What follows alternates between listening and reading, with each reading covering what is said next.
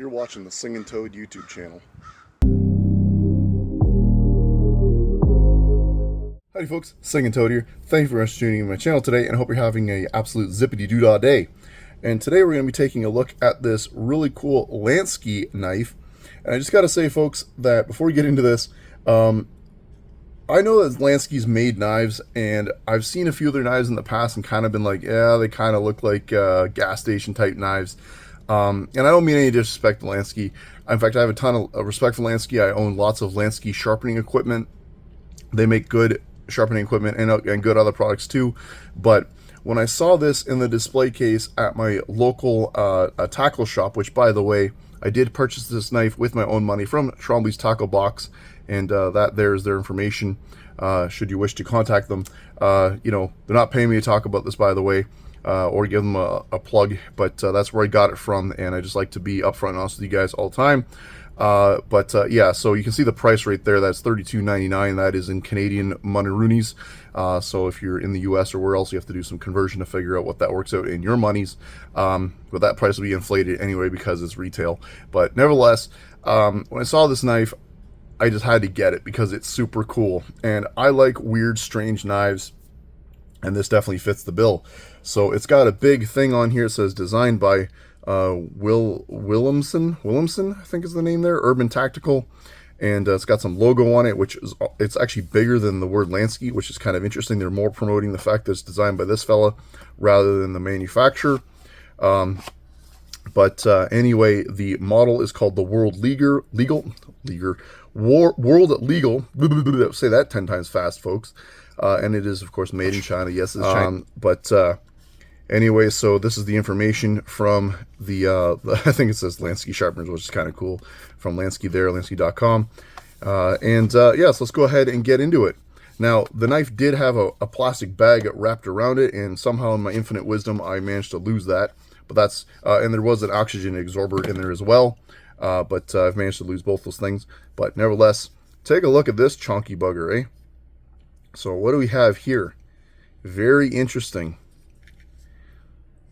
I mean, look at the size of the thing. I mean, it's in my hand. This is a chunky knife, you know, very thick. And there is something interesting about the knife too that I'm going to get into, both the blade steel and its mechanism. Look at that lanyard hole. I mean, this thing's got some heft to it. I tell you what.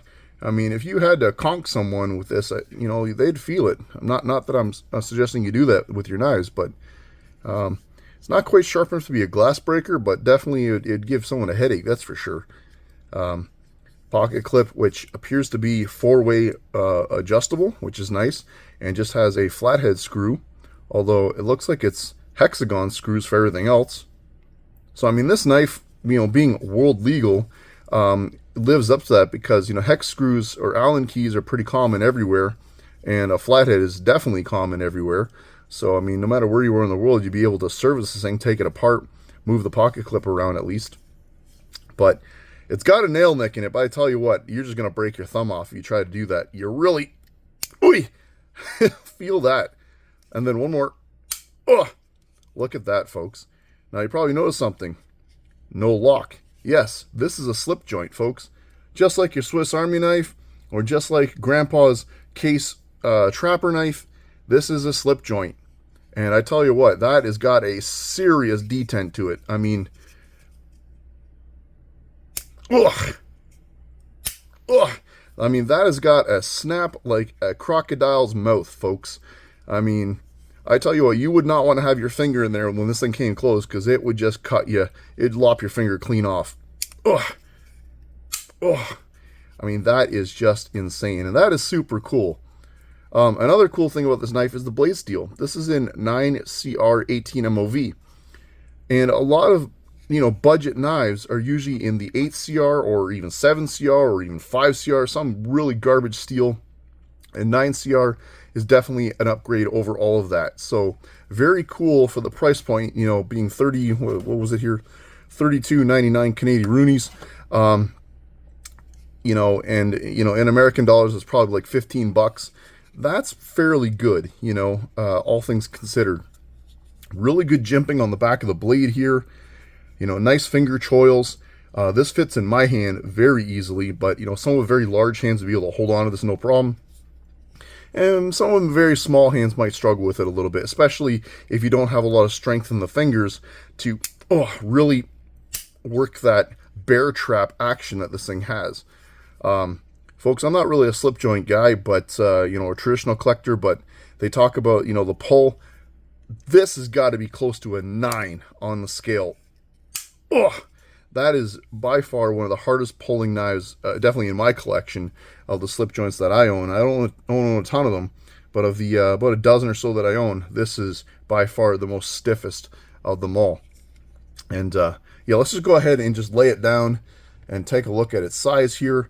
This girthy beast. So cutting edge, we're talking 1, 2, 2.5, just over 2.5 in length there on the cutting edge, and which is basically right on the edge of the handle anyway.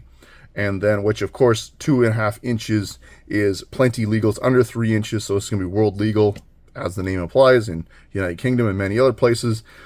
Any place that has any further restrictions basically isn't going to allow you to have a knife. That's the long story short. Let's see its overall length. It's kind of almost crambit shaped here with this curve in it there. Or not crambit, but kukri shape, because the blade does kind of curve down past the handle. But if we can kind of get it from tip to tail here, so we're talking 1, 2, 3, 4, 5, 6, 7 inches right on the dot there, fully length open. And yeah, I mean, that's almost an 1/8.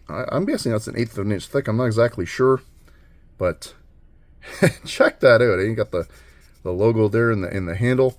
I think that's G10. I'm not 100% sure, folks, but nevertheless, does have a lanyard hole, which is cool. Yeah, this thing is just a really cool knife. And forgive me, folks, I'm not flicking it open several times because it actually takes quite a bit of effort to do so. Anyway, that's all I have for you today. I just wanted to show you this really cool knife, this unusual blade design. It's kind of got some weird belly and funk to it. And from what I understand, there's actually different blade shapes that this knife comes in.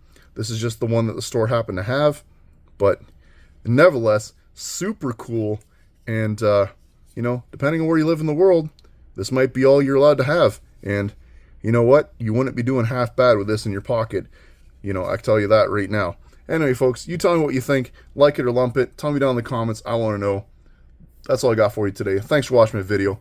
Take care, my friends. This is Singing Toad signing out.